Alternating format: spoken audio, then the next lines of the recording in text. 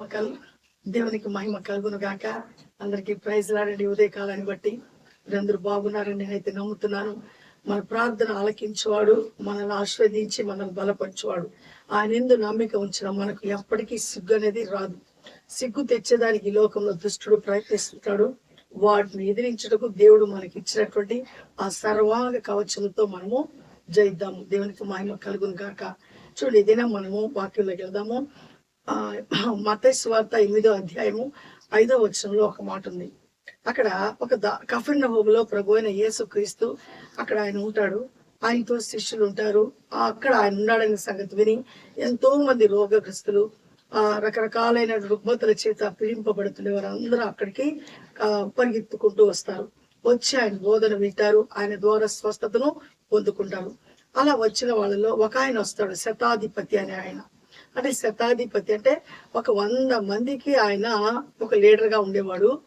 అలాంటి వాడు వచ్చి ఏమంటాడంటే, అయ్యా బోధకుడా, నా దాసుడు పక్షవాతం చేత ఇంట పడున్నాడు, నువ్వు మాట మాత్రం సెలవిస్తే నా దాసుడు బాగుపడతాడు అనేటువంటి మాట అంటాడు. అంటే నువ్వు రావాల్సిన అవసరం లేదయ్యా, నువ్వు మాట మాత్రం సెలవిస్తే చాలు అంటాడు. అంటూ ఇంకొక మాట అంటాడు. ఈ యొక్క 8వ అధ్యాయము, మత్తయి సువార్త 8వ అధ్యాయము 5 నుంచి ఉండేటువంటి మాటలు అంటాడు. నువ్వు మాట మాత్రం సెలవిస్తే వస్తానంటున్నావే, చూడు నా దగ్గర అయితే ఎంతో మంది పనులు ఉంటున్నారు. వాళ్ళకి నేను ఒక మాట సెలవిస్తే అక్కడికి వెళ్ళండి అంటే అక్కడికి వెళ్ళిపోతారు, ఇక్కడికి వెళ్ళండి వెళ్ళిపోతారు, నేనేం చెప్తే అది వాళ్ళు చేసేస్తారు. అంటే నేనే ఒక 100 మందికి శతాధిపతిగా ఉండేటువంటి వ్యక్తికి నాకే ఇంత పవర్ ఉంటే, నువ్వు దేవుని కుమారుడివి, నువ్వు దైవత్వం కలిగిన వాడివయ్యా, నీ ద్వారా సమస్తము జరుగుతాయని నేను విశ్వసిస్తున్నాను. నా దాసుడి దినమైతే పక్షవాతం చేత పరుండున్నాడు, లేలేకపోతున్నాడు, నువ్వు మాట మాత్రం సెలవింటాడు. అప్పుడు ఆయన యొక్క విశ్వాసాన్ని చూసి ఆయన చాలా విభ్రాంతి చెందుతాడు. ఇంతటి విశ్వాసము మీకు ఉండేటువంటి యొక్క ఇజ్రాయేలీలో, అంటే దేవుని ఎరిగి దేవుని యందు ఆనందిస్తూ దేవుని చేత అద్భుతాలు ఆశ్చర్యకార్యాలు చూస్తున్నటువంటి వాళ్ళలో ఏమాత్రం ఇలాంటి విశ్వాసాన్ని నేను ఇప్పటి వరకు ఎవరి దగ్గర చూడలేదే.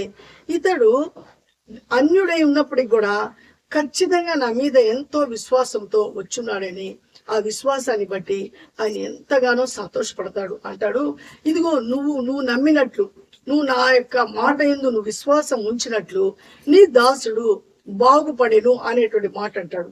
అంటే ఇక్కడ ఆయన వెళ్లకుండానే ఆయన చెప్పిన మాట ప్రకారము, ఆయన ఆ మాట ప్రకారమే ఏమంటున్నాడంటే, నేను ఖచ్చితంగా నీ దాసుడు ఇప్పుడే ఆయన స్వస్థత నొందెను అనేటువంటి మాట అంటున్నాడు. ఇక్కడ మనం గమనిస్తే మనిషికి కావాల్సింది ఏంటంటే ఖచ్చితమైనటువంటి పరిపూర్ణమైన విశ్వాసము, నమ్మకము ఉండాల. ఈ నమ్మకము, ఈ విశ్వాసం వల్ల మనము ఏ విధమైనటువంటి ఆలోచన కలిగి ఉంటామో అవన్నీ దేవుడు వాటిని మంచికి, అంటే మంచి విషయంలో మన విశ్వాసాన్ని కలిగి మంచి విషయాల్లో మనం నమ్మకం కలిగితే ఆ పాజిటివ్ ఫ్రూట్స్ అన్ని మనము పొందుకుంటాము. కొంతమంది నెగిటివ్ విషయాల్లో అలాగే అంటారు. అంటే వాళ్ళు ఏం చేస్తారంటే, ఒక్కొక్కసారి దేవుని దగ్గరికి వస్తారు, వచ్చి వాళ్ళు భయంకరమైన సమస్యల చేత అక్కడికి వస్తారు. వచ్చినప్పుడు వాళ్ళు అంటారు, ఆ సమస్య అప్పుడు వాళ్ళకు బాగు కాదు, అంటే వాళ్ళ హృదయంలో అల్ప విశ్వాసం ఉంటుంది. అప్పుడు అనేటువంటి మాట ఏంటంటే, మాకు తెలుసు, మేము వెళ్ళినా కూడా బాగు కాదనే సంగతి మాకు ముందే తెలుసు. అంటే ఇక్కడికి వస్తున్నది ఏంటంటే, నువ్వు బాగు చేసుకునే దానికి వచ్చే సమయంలో నాకు ముందే తెలుసు నేను బాగు కాను, ఈ యొక్క సమస్య తీరదు అనేటువంటి ఆ యొక్క హృదయంలో ఆ మాటను ముద్రపరుచుకొని ఉంటారు. అంటే నెగటివ్ మైండ్ని కలిగి ఉంటారు కాబట్టి ఆ యొక్క జీవితంలో ఆ కార్యము జరగదు. అంటే దేవుడి దగ్గరికి వస్తారు, దేవుడు ఉన్నాడని నమ్ముతారు, కానీ సంపూర్ణమైన విశ్వాసాన్ని దేవుని యందు ఉంచరు. కాబట్టి వాళ్ళ యొక్క సమస్యలు తీరటం లేదు, వాళ్ళు అలాగే ఉండిపోతున్నారు.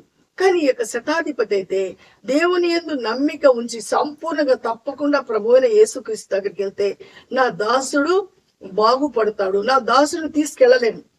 మొన్నటి దినం మనం ధ్యానిస్తే పక్షవాతం కలిగిన వ్యక్తిని ఆ యొక్క కప్పును తీసి ఆయన ఉండేటువంటి ప్రదేశంలో 4 పక్షాల మంచాన్ని పట్టుకుని అలాగే తాడుతో దించుతారు. వాళ్ళకు ఉండేటువంటి విశ్వాసం, ఆయన ముడితే బాగుపడతాడు అనేటువంటి విశ్వాసంతో వాళ్ళు ఆ రోజు ఉంచాడు. ఈ రోజు ఇతను, నువ్వు మాట మాత్రం సెలవివయ్యా, నేను రాలేను, నా దాసుని దగ్గరికి రాలేడు, నువ్వు కూడా రావాల్సిన అవసరం లేదు, నిన్ను రమ్మని తొందర పెట్టను, నీ అంతటి వాడు నా దగ్గరికి రావాలన్నా దయచేసి నువ్వు దయ ఉంచి నా దాసుడి కొరకు కొంచెం మాట మాత్రం సెలవు ఇవ్వయ్యా అంటున్నాడు. ఆ మాట అంటే ఆ మాట ఆయనకి ఏముందంటే నమ్మకం ఉంది. ఈరోజు మన జీవితాల్లో పరిపూర్ణమైనటువంటి కార్యాలు మన జీవితంలో జరగకపోయేదనే కారణాలు మనమే, ఇంకెవరో కాదు. అంటే మనలో మన హృదయంలో స్థిరత్వం ఉండదు, మనలో పరిపూర్ణమైన విశ్వాసం ఉండదు. ఇవి రెండు లేవు కాబట్టి మన జీవితంలో జరగవలసిన కార్యములు అలాగే ఆగిపోతున్నాయి, పెండింగ్ పడిపోతున్నాయి. ఈ పెండింగ్ కారణం ఎవరెవరో కాదు, సాకులు ఎదుగుతాం కానే కాదు, కేవలం మనమే. మనం ఎంత విశ్వాసాన్ని దృఢంగా కలిగి మన దేవుని వైపు చూసి సంపూర్ణమైన విధేయతతో ప్రార్థన చేస్తామో మన జీవితంలో దేవుడు కలగ చేసుకొని మన ప్రతి పరిస్థితిని ఆయన మార్చుటకు మహా సమర్థుడు. కాబట్టి అలాంటి సమర్థుడు కలిగినటువంటి దేవుని కలిగినటువంటి మనము దేని గురించి మనం చింతపడాల్సిన అవసరం లేదు. ఈ దాసుడికి ఎంత విశ్వాసం ఉంది. కానీ ఇక్కడ అంటున్నాడు, దేవుని కలిగి దేవుని ప్రజలుగా పిలువబడుతున్నారు, అన్ని దేవుని ద్వారా అద్భుతాలు ఆశ్చర్యకారాలు అన్ని అనుభవిస్తున్నారు.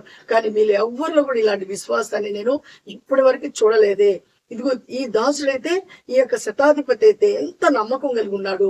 కాబట్టి అయ్యా, నీ యొక్క విశ్వాసం చొప్పున నువ్వు చెప్పిన మాట ప్రకారం నీ దాసునికి బాగు కలిగింది అంటున్నాడు. కాబట్టి ఇక్కడ మనము గమనించుకోవాల్సిన విషయము, మనము నమ్మితే ఆయన మహిమను చూస్తాము.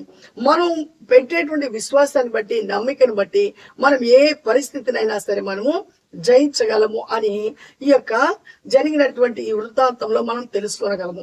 కాబట్టి మనము ఎల్లప్పుడూ దేవుని యందు నమ్మిక ఉంచినప్పుడు, నమ్మిక ఉంచేదానికి ఏమైనా ఖర్చు ఉందా? ఖర్చు ఏమి లేదు. కానీ అనవసరమైన ఆలోచనలతో గలిబిలి చెందుతాం. ఇలాంటి అనవసరమైన ఆలోచన తీసుకుని వచ్చేవాడు అపవాది, వాడే మన విరోధి, దుష్టుడు. కాబట్టి వాడి మాటలు మనం వినకుండా పాజిటివ్ మైండ్ కలిగి ఉండాలంటే ఎల్లప్పుడూ దేవుని వాక్యాన్ని ధ్యానిస్తుండాలా. ఆ దేవుని వాక్యం మన హృదయంలో ట్యూన్ అవుతూ ఉండాలా. వేరే విషయాల గురించి మనం ఆలోచిస్తే దాని వల్ల ఏ లాభము లేకపోగా చింత మనకు వస్తుంది. దేవుని గురించినటువంటి మాటలు ధ్యానిస్తూ ఆయన యందు మనం లక్ష్యం ఉంచితే దినదినము ఆత్మానందం అయిపోతాము, గొప్ప సంతోషాన్ని పొందుకుంటాము, తెలియనటువంటి ఒక శక్తిని మనం పొందుకుంటాము. మన శక్తి వల్ల అనేకులను ప్రభావితం చేసి ఆ దేవుని రాజ్యంలోనికి నడిపిస్తాము.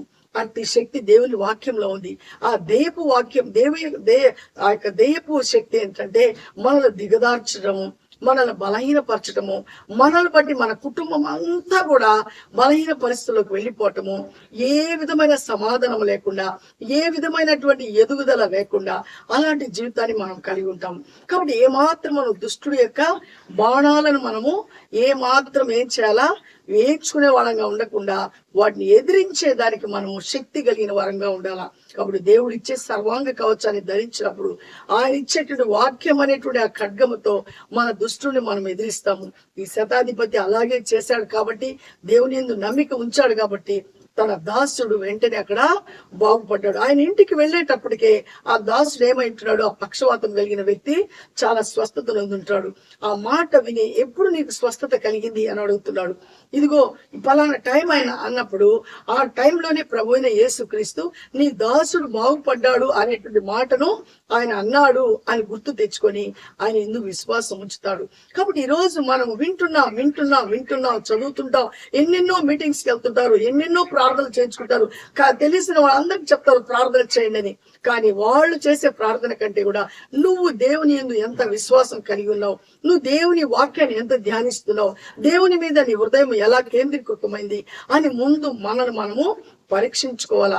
అప్పుడు మనకు ఆన్సర్ దొరుకుతుంది. కాబట్టి మనలో బలహీనత ఎక్కడుందో వాటిని మనము కనుగొని దేవుని పాదాల దగ్గర పెట్టి దేవుడు ఇచ్చేటువంటి ఆ సర్వాంగ కవచాన్ని ధరించుకొని పరిపూర్ణమైన విశ్వాసంలో ఎదిగి ఆ యొక్క శతాధిపతి లాంటి ఆ విశ్వాసం ఎదిగి మనము మన యొక్క పరిస్థితులన్నీ చక్కబరుచుకున్నాము. ఇట్టి కృప దేవుడు మనకి ఇచ్చును గాక. మన వెనుకల్లో దేవుడు మనకిచ్చిన ఈ మాటలు దేవుడు సమృద్ధిగా దీవించును గాక.